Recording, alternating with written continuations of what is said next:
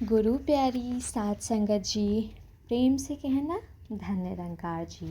साध संगत जी, शुरू करते हैं आज की कहानी जिसका शीर्षक है भिखारी और मालिक।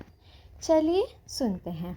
साध संगत जी, एक बहुत अमीर आदमी ने रोड के किनारे एक भिखारी से पूछा, तुम भीख क्यों मांग रहे हो जबकि तुम तंदुरुस्त हो।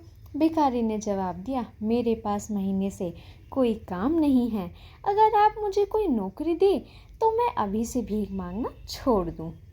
अमीर मुस्कुराया और बोला, मैं तुम्हें कोई नौकरी तो नहीं दे सकता, लेकिन मेरे पास इससे भी अच्छा कुछ है। क्यों ना तुम मेरे बिजनेस में पार्टनर बन जाओ।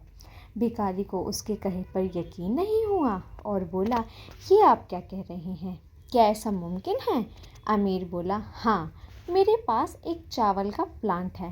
तुम चावल बाज़ार में सप्लाई करो और जो भी मुनाफा होगा उसे हम महीने के अंत में आपस में बांट लेंगे।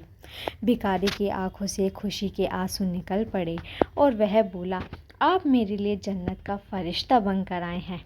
मैं किस कदर आपका शुक्रिया अदा करूं। फिर अचानक वो चुप हुआ और थोड़ा रुक कर बोला, हम मुनाफे को कैसे बांटेंगे। क्या मैं 20% और आप 80% लेंगे, या फिर मैं 10% और आप 90% लेंगे। जो भी हो, परंतु मैं तैयार हूँ और बहुत खुश हूँ।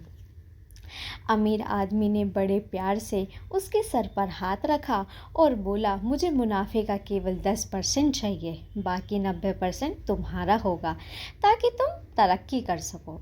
भिखारी अपने घुटने के बल गिर पड़ा और रोते हुए बोला, आप जैसा कहेंगे मैं वैसा ही करूँगा। मैं आपका बहुत शुक्रगुजार हूँ। और अगले दिन से भिखारी ने काम करना शुरू कर दिया। उम्दा चावल और बाज़ार से सस्ते होने के कारण तथा दिन रात की मेहनत से बहुत जल्द ही उसकी बिक्री काफ़ी बढ़ गई।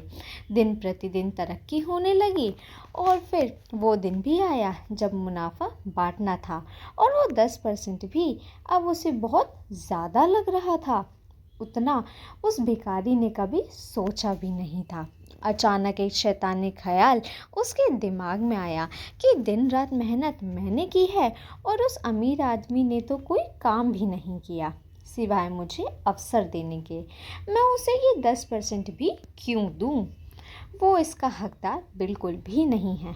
और फिर वो अमीर आदमी अपने निश्चित समय पर मुनाफे में अपना 10% हिस्सा वसूलने आया तो भिखारी ने जवाब दिया, अभी कुछ हिसाब बाकी है।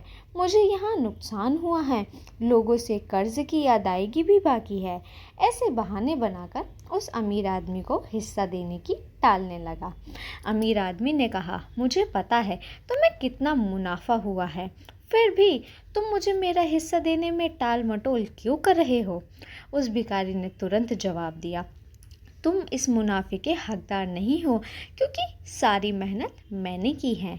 अब सोचिए साध संगत जी, अगर वो अमीर हम होते और भिखारी से ऐसे जवाब सुनते तो हम क्या करते।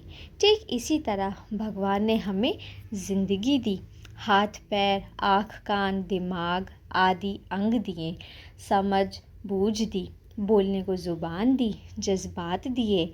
हम यदि रखना चाहिए कि दिन में 24 घंटों में से यदि 10% या कुछ भी प्रतिशत तो भगवान का हक बनता है। हमें इसी राजी खुशी भगवान के नाम सिमरन में अदा करना चाहिए। साथ संगत जी, अपनी कमाई से 10% या कुछ भी प्रतिशत निकाल कर अच्छे कामों में लगाना चाहिए और भगवान का शुक्रिया अदा करना चाहिए जिसने हमें ज़िंदगी दी, सुख दिए हैं। साथ संगत जी, आज की साखी आपको पसंद आई हो तो वीडियो को लाइक और चैनल को सब्सक्राइब ज़रूर कीजिएगा। धन निरंकार जी।